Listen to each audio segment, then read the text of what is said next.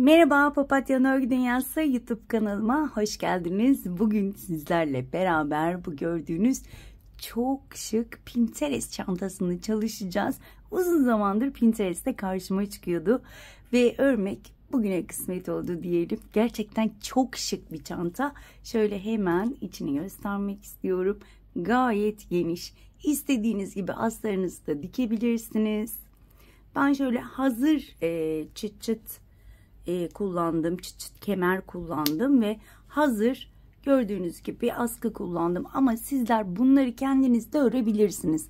Bu tamamen size kalmış. Şöyle iplerimi de gösteriyorum hemen. Normal kağıt iplik ve bu da bayağı kalın bir kağıt iplik. Birazdan sizlere tüm bilgileri, ip ve tığ bilgilerini vereceğim arkadaşlar. Çok açılışı uzatmak istemiyorum. Hemen minik hatırlatmamı yapmak istiyorum. Biliyorsunuz ki kanalım tamamen ücretsiz. Kanalıma tamamen ücretsiz abone olup bildirimleri açıp ve bu videoyu beğenirseniz hem bana destek olmuş olursunuz hem de bu videonun birçok kişiye ulaşmasını sağlamış olursunuz diyorum ve hemen bu güzelliğin yapımına hızlıca geçmek istiyorum. Evet arkadaşlar, hemen ipimi göstermek istiyorum. Spagetti yarn jumbo kağıt iplik kullanacağım ve elimde daha önceden olan çile halinde aldığım şöyle bir kağıt ipim var. İkisini birlikte kullanacağım ve kullandığım tığ numarası 4 milimlik tığ kullanacağım arkadaşlar. İsterseniz hemen başlayalım. Evet arkadaşlar, öncelikle zincirle başlayacağım ama zincirimi 2 kat kağıt iple öreceğim. Şöyle hemen ipime bir düğüm atıyorum. Şöyle iyice sıkıştırıyorum. Yani gevşek çekmiyorum arkadaşlar. Sıkı sıkı şu şekilde 1, 2, 3, 4, 5 ve bu şekilde toplamda 30 tane zincir çekip hemen dönüyorum. Evet arkadaşlar, toplamda 30 tane zincirimi çektim. Şöyle hemen şunu 31 yapalım. Ve şöyle ikinci ipimi şöyle ayırıyorum. Artık tek kat öreceğim çünkü. Şöyle şuradan keseceğim. Daha sonra saklayacağım. Evet. Şimdi şöyle çevirdim. Hemen önümdeki ilmeğe battım. İlmek aldım. Ve diğer kalın kağıt ipimi şu şekilde şu aradan geçiriyorum, ilmeğin arasında şu şekilde. Biraz gevşeteyim. Evet, şu şekilde geçirdim ve sık iğne yaptım. Şimdi 30 tane zincirim var ve 30 tane sık iğne yapıyorum. Yani her bir zincire tek tek batıyorum arkadaşlar. Şöyle diğer uca gelene kadar şöyle tam ortalara batarak sık iğne yapıyorum. Evet. Bu şekilde. Tek tek batarak sıramın sonuna gelmek üzereyim. Son zincirdeyim arkadaşlar. Bu son zincire şöyle öncelikle bir batıyorum. Sık iğne yapıyorum. Bakın şunu şöyle çevirerek 2 aynı yere batıyorum. 3 aynı yere batıyorum. 4 aynı yere batıyorum. Bakın bunu bu şekilde kıvırdım ve 5 aynı yere 5 kez battım. Evet, bakın burada 5 tane sık iğnemi yaptım. Şu artık ipleri de arada yürütüyorum. Kalın ipi de arada yürütüyorum. Ve bakın burada şuradaki tek ilmeklere batacağız. Öncelikle bir göstermek istiyorum. Bakın şöyle tek ilmeği arkadan tek ilmeğe batacağım ki şu orta ayrılmasın.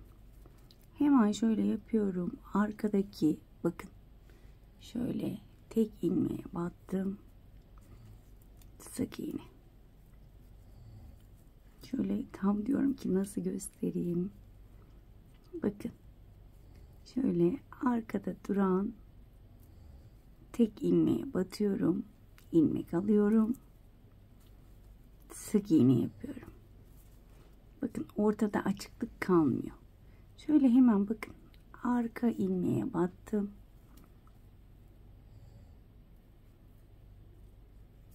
İlmek çıkardım ve sık iğne yapıyorum. Bakın ortada hiç boşluk yok. Arkadan tek ilmeğe şöyle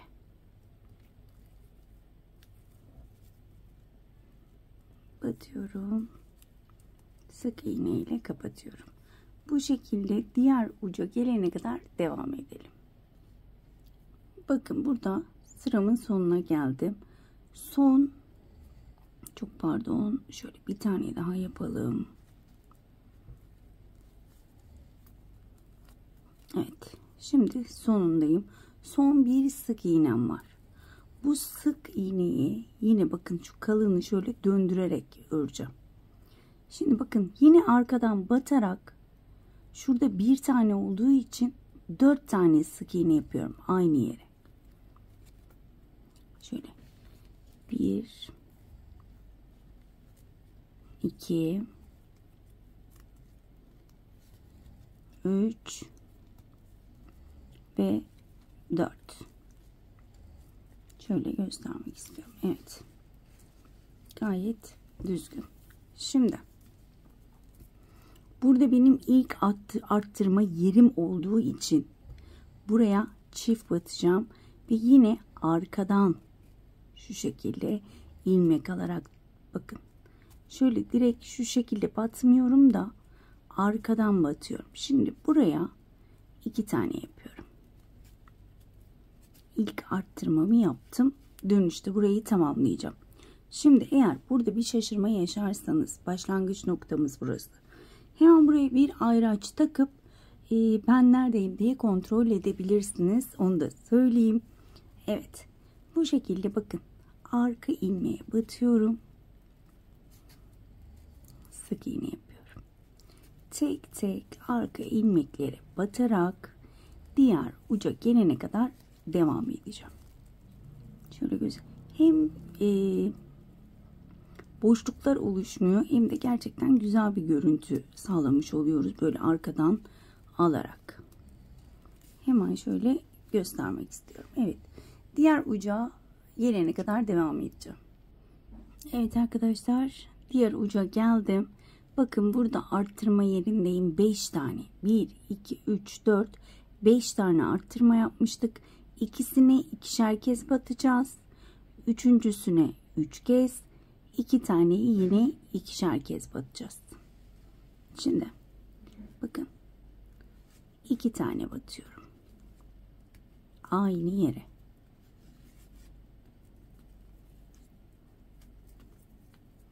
Hemen ikinciye iki kere batıyorum.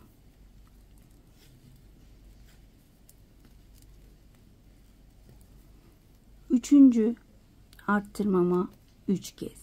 1 2 ve 3.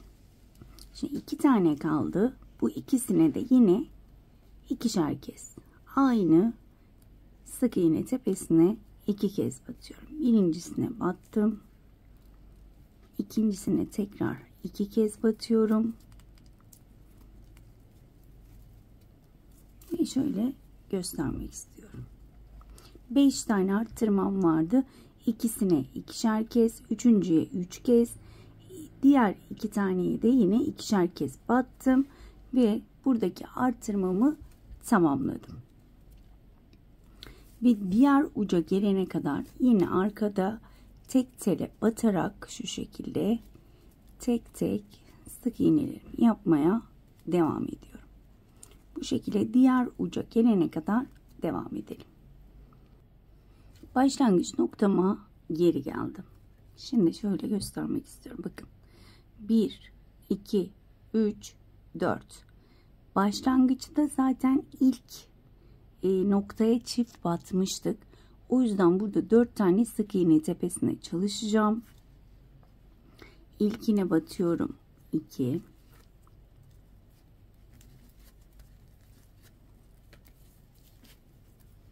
İkinciye batıyorum. 2 tane sık iğne. Üçüncüye batıyorum. 3 tane. 1, 2 ve aynı yere batıyorum. 3. Hemen yanındakine, dördüncüye 2. Zaten şurada 2 tane çalışmıştık. Evet. Bu şekilde yine tek tek arkadan ilmek alarak devam ediyorum. Bu 2 sıra bu şekilde, daha sonra hep aynı şekilde ilerleyecek. Arttırmalarımıza bir tek bir çift devam edeceğiz. Şimdi diğer uca gelene kadar ben devam edeceğim. Şöyle de göstermek istiyorum. Evet, diğer uca geldim ve arttırma yaptığım yere geldim. Nasıl anlıyorum arttırmayı yaptığım yeri? Bakın, ilk çift battığım yer. Şöyle net miyiz? Bakın, ilk çift battığım yerin ilk ilmeği benim arttırma yaptığım yer. Burayı gördüğümde hemen arttırma yapmam gerektiğini anlıyorum. Fakat bir sıra ilk arttırma yerine çift batacağız.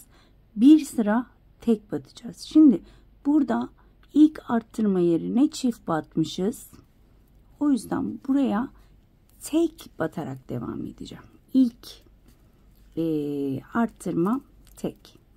Daha sonra hemen yanındakine batıyorum. Çift. Şöyle döne döne arttırma yerim bitene kadar bir tek bir çift sık iğne yapıyorum. Bir öncekini tek yapmıştım. Şimdi çift yapıyorum. Hemen yanındakine tek sık iğne. Hemen yanındakine çift sık iğne yapıyorum. Zaten sizler de göreceksiniz. Bakın, çift nereye kadar batmışım. Hemen bakıyorum şöyle. Bakın, şuraya kadar.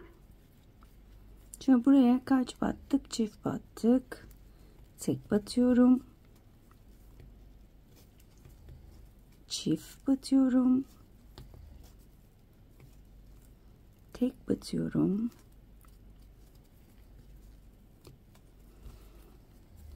Şöyle bakıyorum.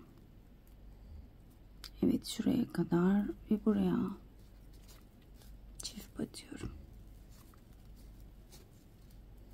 Şöyle hemen göstermek istiyorum. Bakın, şurada çift battığımız yer. Şöyle ben de şaşırabiliyorum. Hayır, buraya da çift batmışız. Hemen buraya kadar devam edelim. Tek ve çift. Buralara ayraç takabilirsiniz eğer şaşıracağınızı düşünürseniz. Evet. Şöyle hemen bakıyorum. Evet, tamamdır. Bu şekilde sıra sonuna kadar devam edeceğim. Arttırmam bitti. Diğer uca gelene kadar tek tek batarak sık iğneler yapacağım. Bu şekilde. Evet. Diğer uca geldim. Yine bakın, arttırma yaptığım yerdeyim. Hemen ilk arttırma yaptığım yerin ilk sık iğnesine batıyorum. Bir tane. Hemen yanındakine 2.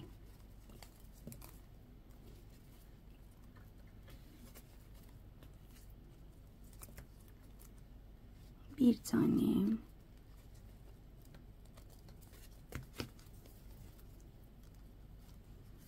İki tane. Bu şekilde bir tek bir çift nereye kadar yapıyoruz? Şöyle hemen çift batılan yerlere bakıyorum. Bakın, şuraya kadar devam ediyoruz. arttırma yapılan yere kadar geldim. Şöyle çift batıyorum buraya.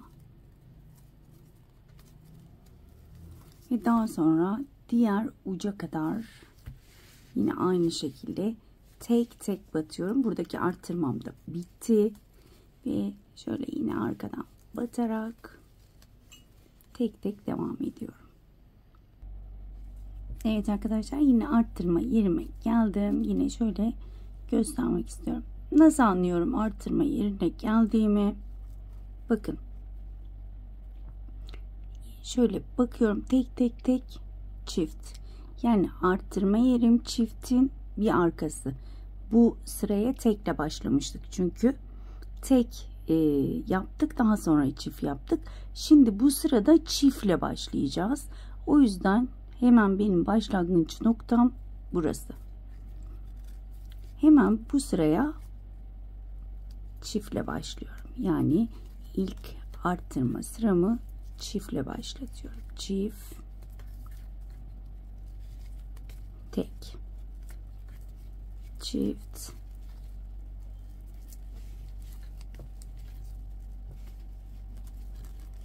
ve tek. Tüm sıralar bu şekilde ilerleyecek. Her bir sıraya önce tek sık iğne ile, bir üstteki sıraya çift sık iğne ile başlayarak devam edeceğiz. Şöyle konuşurken tabii şaşırıyorum da. Şöyle hemen bakayım. Şöyle hepsine tek tek battım galiba. Çift, tek. Ben en iyisi sizin kafanızı da karıştırmayayım. Kendi kafamı da karıştırmayayım, susayım. Şöyle tek çift, tek çift devam ediyoruz arkadaşlar. Çok da videoyu uzatmaya gerek yok. Zaten bitiş noktasını hemen burada göstermek istiyorum size. Bakın şöyle bakıyorum. Çift nerede bitiyor? Şöyle bakalım hemen. Çift burada bitiyor. Yani şuraya kadar arttırmamı yapacağım. Ve aynen az önce gösterdiğim gibi devam edeceğiz. Bir sonraki sırada önümdeki çift olacak. Ve o çiftin ilk trabzanında tek batarak devam edeceğim. Bu şekilde ne kadar öreceğiz? Arkadaşlar ben de bilmiyorum. Şöyle ben bunu şu şekilde yaptığımda yanlarını da yuvarlak şöyle şekiller öreceğiz. Bu şekilde tuttuğumda istediğim boya gelene kadar ben öreceğim. Pinterest'ten bakıp ördüğümüz için ben şu anda net bir şey söyleyemiyorum. Ben örüyorum. Ördükten sonra da zaten net olarak kaç sıra ördüğümü sizlerle paylaşacağım. Evet, ben istediğim boya gelene kadar devam ediyorum ve hemen dönüyorum. Evet arkadaşlar, ben yeteri kadar ördüm ve burayı dikkatlice dinlemenizi istiyorum.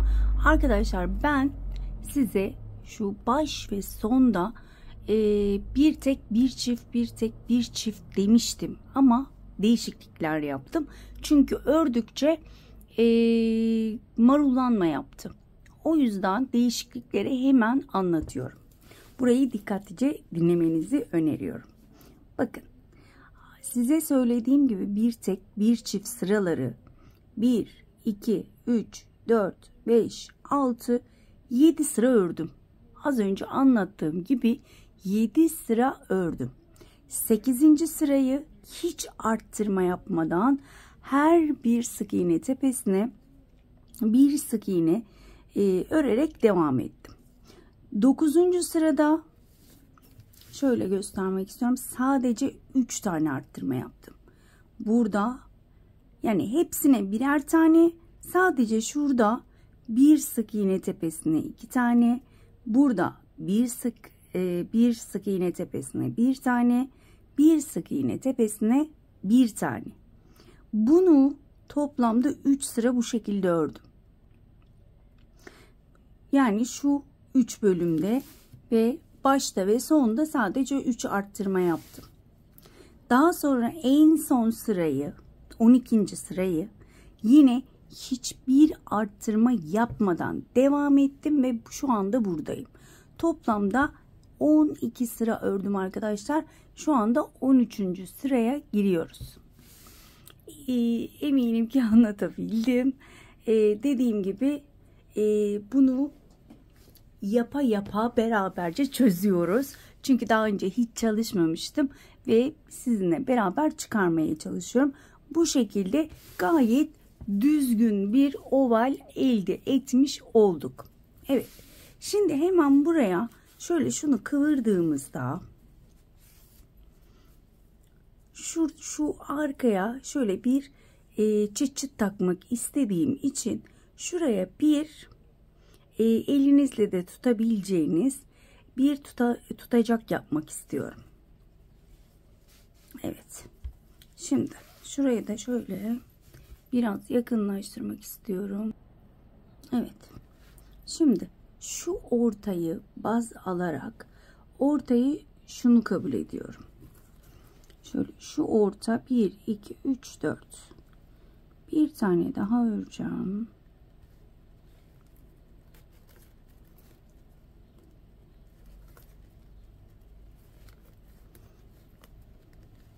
Bu sırada da arttırma yapmayacağım. Bu sırada da her bir sık iğne tepesine tek tek batacağım. Şimdi benim baz aldığım nokta şurası.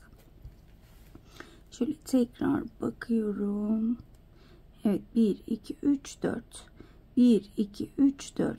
Yani 1 2 3 4 5 6 7 8 tane. Evet.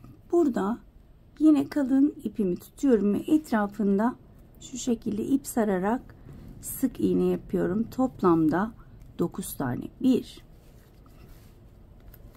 2 3 4 5 6 7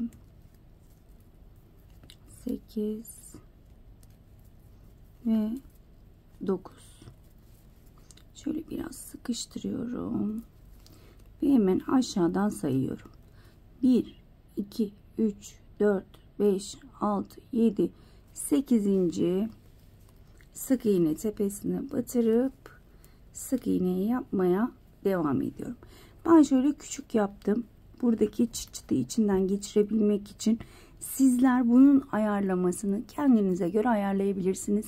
İster daha büyük, ister daha küçük, tamamen size kalmış. Şimdi diğer uca gelene kadar her bir sık iğne tepesine tek tek batarak diğer uca geleceğim. Bir diğer tarafta da şurada da aynı işlemi yapacağım. Daha sonra tekrar şuraya gelene kadar devam edip buradayım. Evet arkadaşlar, ben şöyle bakın, şurayı da şöyle göstereyim. Şöyle geldim, şuraya da aynı işlemi yaptım ve şu an buradayım. Şimdi burada ne yapacağım? Biraz kasma yapıyor gibi oldu. O yüzden bakın şurada tam şu tepe noktasında ve şurada arttırmalar yapacağım. Sizler de böyle elinizle kontrol edin. Ben 3 tane arttırma yapıyorum ama sizde 4 olur, 5 olur. Onu kendiniz ayarlayın. Bakın burada arttırmamı yaptım. Bir yere 2 kez battım. Daha sonra ortaya kadar devam edeceğim. Tam şunun tepesinde de arttırmamı yapacağım bakın. Şunun tepesinde de bir tane arttırma. Burada da bir tane arttırma. Ve tek tek batarak şuraya geleceğim. Burada da aynı şekilde 1, 2, 3 tane arttırmamı yapacağım. Tam şurada durup devam edeceğiz.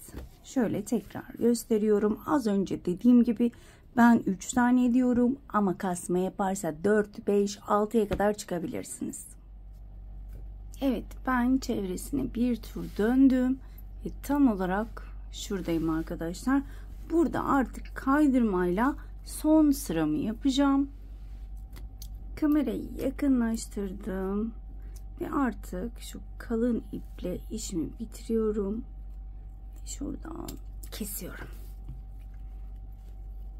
Şimdi artık kaydırma yapacağız. Bir tur şu şekilde bakın. O kestiğimiz bölüm içte kayboluyor zaten. Bu şekilde arkadaşlar bir tur kaydırma yapıp hemen tabii ki döneceğim. Bir de şunu hatırlatmak istiyorum. Bakın şu kaydırma da çok önemli. Eğer ipinizi bu şekilde çok sıkarsanız toplanacaktır. Her zaman birazcık gevşek tutuyoruz ve daha rahat rahat örüyoruz. Eğer elimizi sıkıp ilmeğimizi de sıkarsak maalesef toplanma olacaktır. Bunu da baştan belirtmek istiyorum. Evet, bu şekilde devam edelim.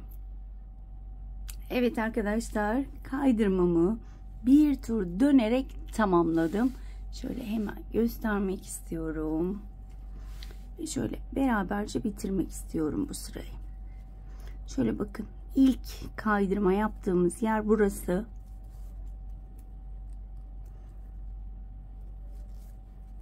Evet, ilk kaydırmaya yaptığımız yer burası. Bir tane daha atlayacağım, daha hoş görünsün diye. Şöyle bir ilmeğe batarak kaydırmamı yapıyorum. Şimdi şu ilmeği uzattım. Hemen yanındaki ilmekten şu şekilde çıkaracağım ki düzgün bir görüntü. Bunu iğneyle de yapabilirsiniz. İpi iğneyi takıp hemen şuradan geçirebilirsiniz. Tığım kalın olduğu için biraz zor olacak ama yapacağım. Evet. Şöyle ilmeği içinden aldım. Arkaya getirdim. Bir zincir çekiyorum ve ipimi uzunca kesiyorum ki daha sonra saklamam rahat olsun. Evet. Şöyle göstermek istiyorum ve tabii ki ölçü vermek istiyorum. Şöyle yaptığımız modelin boyu şöyle tam bir 45 santim arkadaşlar. Hemen enine bakıyorum. Eni ise 24 santim. Evet. Şimdi çantanın bu gövdesini bitirdik. Biz bu çantayı şöyle ikiye katladığımızda hemen şuralarına şöyle daha önceden deneme amaçlı ördüm. Şöyle yuvarlak modeller yapıp şu şekilde dikeceğiz ve ortaya gerçekten çok güzel bir şey çıkacak. Böyle güzel bir şeyler çıkınca çok heyecanlanıyorum. Bazen konuşamıyorum da. Evet, ben daha önceden sayıları iyice algılayabilmek için önceden çalıştım, ölçtüm ve bu sayı gayet iyi geliyor. Hemen bunun yapımına başlayalım. Hemen normal kağıt ipimi alıyorum. Biraz yakınlaştırayım kamerayı. Kağıt ipimi alıyorum. İpimi halka haline getirdim. Birleştiği noktadan şu şekilde tutuyorum. Şu şekilde kapattım. Şu şekilde tutarak diğer kalın ipimi alıyorum. Şöyle tam arasına koyuyorum. Bakın. Şu şekilde sık iğneler yapacağım. Toplamda 12 tane. 1 2 3 Şöyle sihirli halkamın ipinden tutup ortayı küçülteceğim. Ne kadar küçültebiliyorsak o kadar iyidir. Bakın şunu da şöyle ayarlayacağım tam. Ve şu şekilde döndüreceğim. 3 oldu. 4 5 6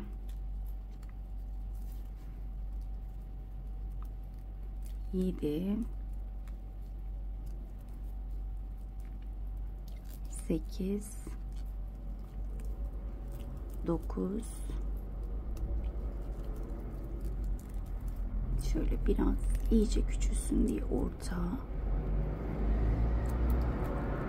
10, 11 ve 12. Kağıt ipimi çok çekeleyemiyorum. Çünkü korkuyorum kopabilir. Ama çekebildiğim yere kadar şöyle çekmeye çalışacağım. Kopmasından da korkuyorum. Sizler de çok zorlamayın. Şöyle bakıyorum, yapacak bir şey yok. Diğerinin de aynı zannedersem. Evet. Şimdi daha sonra bunu aşağı arkadan kilitleyeceğim. Sihirli halkamın ipini. Bakın hiç birleştirmiyorum. Hemen karşıdaki sık iğneye geçiyorum. Bakın hemen buraya geçiyorum. Her bir sık iğne tepesine yine arkadan batarak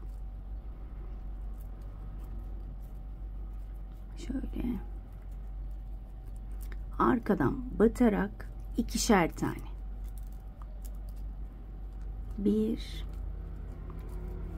aynı yere batıyorum. 2.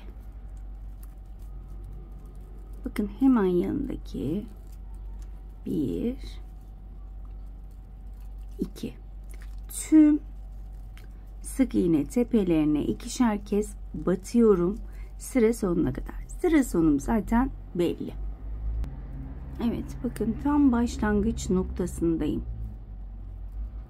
Şöyle hemen şuraya da 2 tane yapıyorum.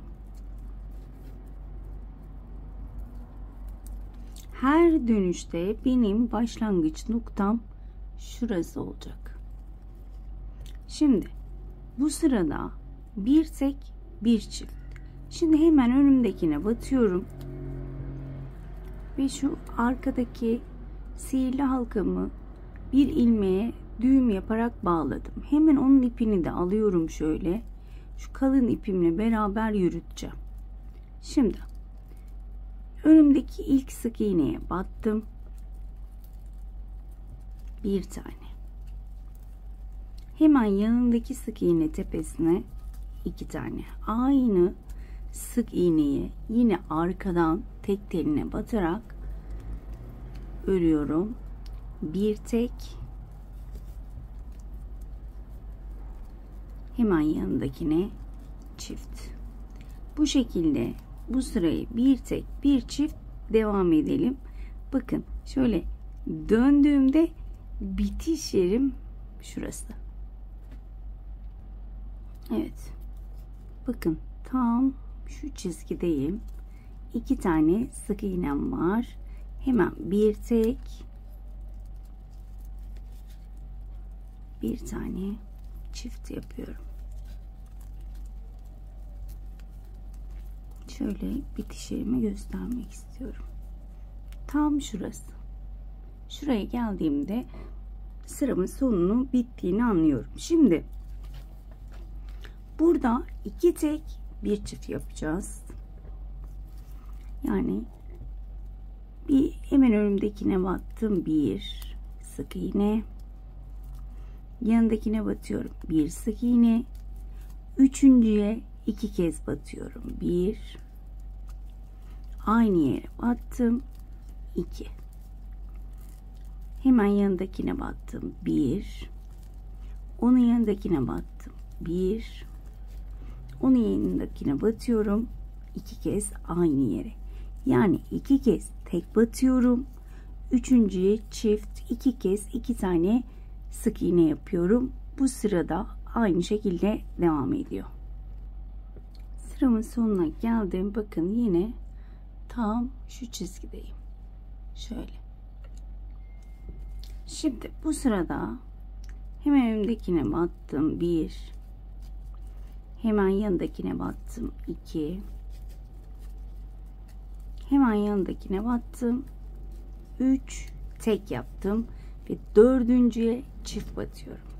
1, aynı yere battım. 2, 3 tek, 1 çift. 1 tek, 2 tek, 3 tek,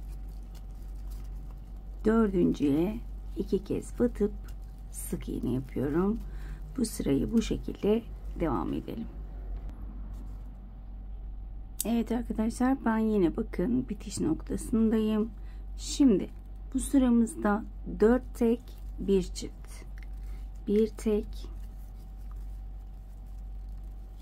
2 tek, 3 tek, 4 tek, 5.'ye çift batıyorum. Yani 5.'ye 2 tane sık iğne. 1 tek, 2 tek, 3 ve 4 tek, 5. sık iğne tepesine 2 tane sık iğne, yani 4 tek, 1 çift devam ediyoruz. Evet arkadaşlar, yine bakın bitiş noktasındayım. Şimdi burada ipimi, kalın ipimi şöyle kesiyorum. Dipten kestim. Burada sıra sonuna kadar her bir sık iğneye batarak kaydırma yapıyorum. Şu şekilde. Tek tek batıyorum. Her bir sık iğneye kaydırma yapıyorum. Sıra sonuna kadar. Bu artık son sıramız. Evet, sıra sonuna kadar bu şekilde devam edelim. Evet arkadaşlar, sıramın sonuna geldim. Son olarak batıp yine kaydırma yapıyorum. Bir zincir çekiyorum. Şöyle iyice sıkıştırıyorum. Daha sonra ipimi şöyle çok uzatarak dikeceğiz çünkü. Yarım kalmasını istemiyorum. Kesiyorum. Daha sonra ipimi içinden geçiriyorum şöyle. Çözülmemesi için. Evet. Şöyle hemen yün iğnemi alacağım.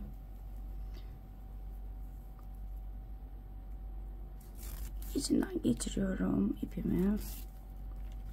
Ve artık dikme işlemimize geçiyoruz. Evet, hemen şöyle bakın. Katlıyorum. Şu şekilde ikiye katladığımda hemen buralara şu yuvarlakları yerleştiriyorum. Eğer şu şekilde dikemezseniz şöyle ayraçlarla tutturun istediğiniz bölümlere, daha sonra dikmeye başlayabilirsiniz. Ben şimdi şöyle yaptığımda bakın, şöyle tutuyorum ve şöyle yaptığımda bakın tam şuraya denk geliyor. Şöyle bu kapanacak çünkü. Buradan itibaren dikmeye başlayacağım. Şöyle etrafını şuraya kadar. Şöyle tam ayarlamaya çalışıyorum. Yamuk yapmayalım. Evet. Şöyle bakıyorum. Şöyle şunu eğdiğimde evet tam burası. Hemen şöyle iğnemi şuradan geçireyim ki yerimi belli edeyim.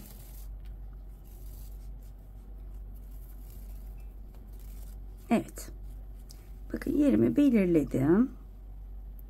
Daha sonra dediğim gibi şöyle ara ara katlayıp bakarak şöyle şuraya kadar dikeceğim. Hemen şöyle açıyorum. Artık o şekilde tutmama gerek yok. Şöyle bakın, hep aynı yerden bir bu telden alıyorum. Bir de karşıdan alıyorum. Şu şekilde. Biraz yakınlaştırayım kamerayı. Evet.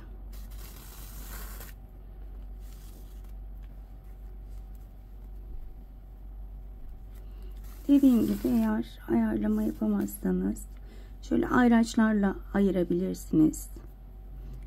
İple aralarından ip geçirerek tutturabilirsiniz. Bu şekilde dediğim gibi diğer tarafa kadar dikeceğim. Hep aynı yerden dikiyorum. Bakın şu şekilde. Sizin başka dikiş yöntemleriniz varsa onları da kullanabilirsiniz. Evet, ben şöyle diğer tarafa kadar dikeceğim. Ve daha sonra buradayım. Evet, şuradan şöyle dönüp şuraya kadar geldim. Şuraya da bir kağıt iple şöyle bir bağladım ki daha rahat dikip şöyle etrafına bakabileyim diye. Hemen şöyle sayıları da vermem gerekirse hemen şöyle bakın şuradan saymaya başlıyorum. Kaçıncıda tutturmuşum diye net sayılar vermek istiyorum. Evet, şöyle 1, 2, 3, 4, 5, 6, 7, 8, 9, 10, 11, 12, 13, 14, 15 ve 16. sık iğnede başlamışım. Burada ne kadar bırakmışım? Hemen onu da sayalım. 1, 2, 3, 4, 5, 6, 7, 8, 9, 10, 11, 12. Şu bağlanık, evet 12 tane de sık iğne burada bırakmışım arkadaşlar. Benim için yeterli. Şöyle bakıyorum. Şurayı bir sıra fazla da örebilirsiniz eğer isterseniz. Ama benim için şu şekilde yeterlidir. Hemen şöyle şunu çözüp şöyle arkadan hemen tekrar geçiyorum ki orada ip uzaması yaşamayalım. Hemen şöyle içten bağlantımı yaptım. Bir düğüm atıyorum. İyice sıkıştırıyorum ve daha sonra içten yürütüp ipimi keseceğim arkadaşlar. Şöyle çok da videoyu uzatmak istemiyorum. Diğerini de hemen şuraya dikiyorum ve hemen dönüyorum. Evet arkadaşlar, benim dikiş işlemim bitti. Şöyle göstermek istiyorum. Tekrar içinden kenarlarına ve şuralarına tekrar ütüyle geçtim. Ve gördüğünüz gibi çantamın ana gövdesi hazır. Hemen şunu göstermek istiyorum. Şöyle tuhafiyeden takım halinde hem askı hem de çıçıtın olduğu şöyle çok güzel, rengi de tam uyacak diye düşünüyorum. Bu askısı, bu da şöyle çıt çıtı. Bunu nasıl takacağız? Bakın burada açıklık bırakmıştık. Hemen oradan geçiriyorum. Şu şekilde bakın. Şunu şöyle ortalayıp ayarlayıp şurayı dikeceğim. Şöyle aynı kağıt iple dikeceğim. Veya kağıt ip görünmesin derseniz bunun aynı renginden bir iple de dikebilirsiniz. Tamamen size kalmış. Şu şekilde bakın, bir de çıt çıtı var. Şunu da şöyle içinden geçirip bakın şu aparatları da kapatıyoruz. Daha sonra da askılarını yanına getiriyorum ve çantam hazır arkadaşlar. Ben şimdi çok videoyu uzatmak istemediğim için hemen kamera arkasında dikişimi dikeceğim. Askılarımı da takıp hemen döneceğim. Evet arkadaşlar, ben gördüğünüz gibi çıtımı diktim. Askımı şu şekilde taktım. Şöyle yuvarlak bir aparatım vardı. Şuradan geçirdim. Ve askımı da ona taktım gördüğünüz gibi. Hemen şöyle göstermek istiyorum. Bakın. İçi gayet geniş, gerçekten çok güzel oldu. Yine her zamanki gibi astarım yok. Sizler istediğiniz gibi astarınızı ekleyebilirsiniz, dikebilirsiniz, diktirebilirsiniz. Evet. Şöyle hemen iplerimle şöyle göstermek istiyorum arkadaşlar. Bir yumaktan şöyle kaldı. Bir tane daha çıkabilir bununla. Bayağı ipim var çünkü. Ben acaba yetmeyecek mi bile diye düşünmüştüm ama dediğim gibi 2 tane çanta çıkabilir. 100 gramlık kağıt ipimdense bu kadar kaldı arkadaşlar. Umarım sizler de severek yapar, güle güle kullanırsınız ya da hediye edersiniz. Bugünlük de bir videonun sonuna geldik. Bir dahaki videolarda görüşmek dileğiyle. Kendinize çok iyi bakın. Hoşça kalın.